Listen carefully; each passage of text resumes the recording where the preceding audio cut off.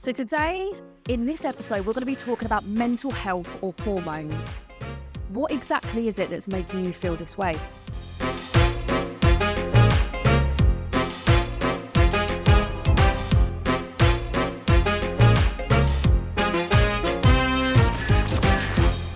Welcome back for another episode of Hormones on the Blink, the podcast.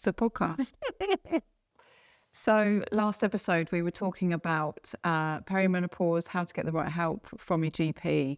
But we also covered, didn't we, how a lot of people find that it's the mental health symptoms that show up first. So mental health or hormones?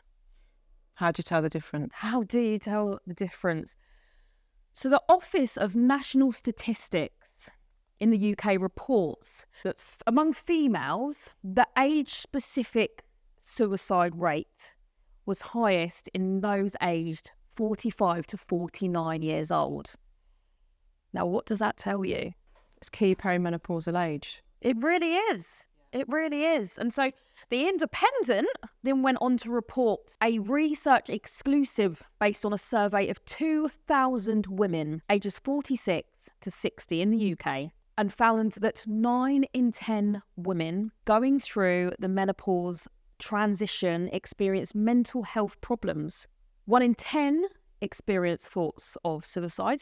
More than a third of them said that they hadn't sought help for their symptoms, which is really sad. How many people do we have in the UK right now that are going through this that aren't seeking help for it?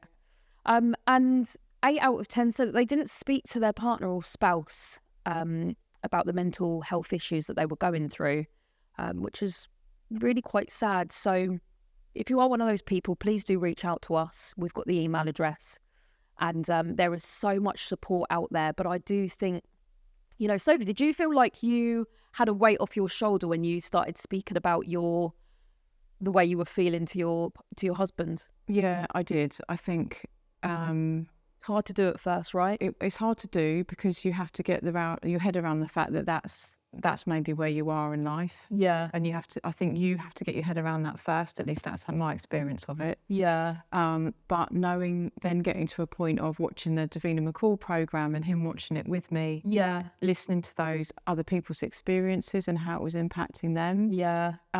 It felt less isolating because, you know, I always imagine it like, you know, sometimes you see cities, right, of where all of the lights are on in those houses. Yep. So we feel like when we're going through it, we're one on our own. But actually, if you did this map overview of communities, of cities, of how many women are going through that and they feel like they're all alone, and actually we're all going through it. That's a nice way to think about it. And I think it's hard with mental health in general, you know. You think that no one will care, no one will listen, and then you get to a point where you speak about it to someone and you think, why didn't I do that sooner? But we appreciate it's not an easy thing to do, but there is so much support around. So what are we going to go through today? Well, what's the breakdown? Well, so perhaps we talk about some of those reasons as to why mental health can be a challenge going through menopause, why these statistics look like they do. Yeah. And obviously we've got the fact that our hormones are changing. Those hormone levels, the progesterone levels that are changing, the estrogen levels that are changing. And we've got hormone receptors all around our body, but we also have them in our brain as well. So all those different parts of our brain, the part that looks after our emotion, the part that looks after kind of how we react to things, has hormone receptors in it.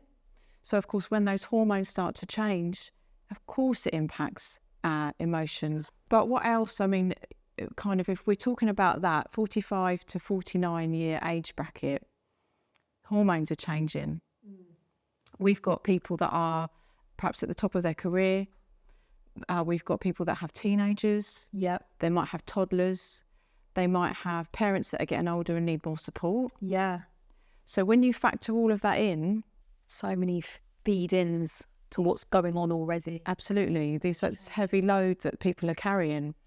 And I think it's that realisation, you know, they were once going to a gym class every day, or, you know, being able to do stuff and then that changes, Yeah. and their bandwidth is a little bit smaller than what it was. Yeah. You know? Yeah, absolutely. I think people can feel quite negative about that. I can't do what I used to, and I should be able to do those things. And so sometimes they push through it when really they need a break, Yeah. and they need to pat themselves on the back and tell them how well they're actually doing. Yeah. They like to do that. So if you're watching and you're one of these, pat yourself on the back right now. Well done. But these are only short, bite-sized episodes because we don't want you to, we want it to be an easy watch, an easy listen. So we're going to get straight into why getting the right help can be a challenge, but actually, what are the NICE guidelines that talk about how to tell the difference? Yeah, absolutely. So as we've mentioned, getting the right help can be a challenge because it can look like mental health. Yeah. And it might be combined. It might be that somebody's been through a lot of stuff in their life. Yeah. Sometimes previous trauma can come up at that time in someone's life. They've perhaps been able to keep a lid on it. Yeah. And so it can be really hard to pick it apart. But the NICE guidelines say, so I'm going to read out what they say. So firstly, they say that to ensure that menopausal women and healthcare professionals involved in their care understand that there's no clear evidence for SSRIs, so antidepressants or SNRIs, to ease low mood in menopausal women who have not been diagnosed with depression.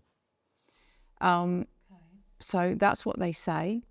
And then they also recognise the fact that there may be low mood, Yeah. but they're usually intermittent and often associated with hormonal fluctuations. So I know for me that felt like I could feel all right in the morning, but come 2 o'clock in the afternoon, I'd feel like someone had whipped the carpet out from underneath me, and I'd be crying for no reason. And I've noticed this with my symptoms. And that's the great thing about keeping a diary. Yeah. Is that in the morning it's great and you think, no, I'm good today, I'm good, this is good. And then all of a sudden, by the end of the day, Yeah. it's gone a bit downhill. It's gone a bit. And that's okay. Yeah. That's cool. Bit Pete Tong. Yeah. So it's not with you in the morning, with you in the evening, with you all the time. It's really fluctuating throughout the month and throughout the day.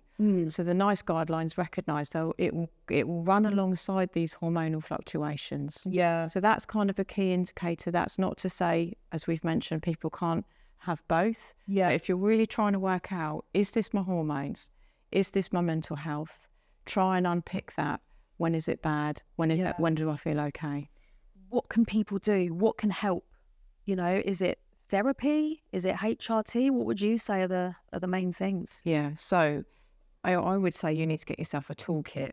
And I know you talk about a toolkit, and it's going to be a different toolkit for me as to what it is for you, what it is for you, Bianca. Yeah. But it might look like HRT support from the GP or a hormonal type of contraception. For example, like the Marina coil, because that can help some people, can't it? Yeah, that's what I'm on. Yeah, and that therapy can be great. So if we know we've been through a lot in our life and perhaps we haven't had enough support for that we go and seek out talking therapy. Yeah. For some people that might be CBT as well, that can help.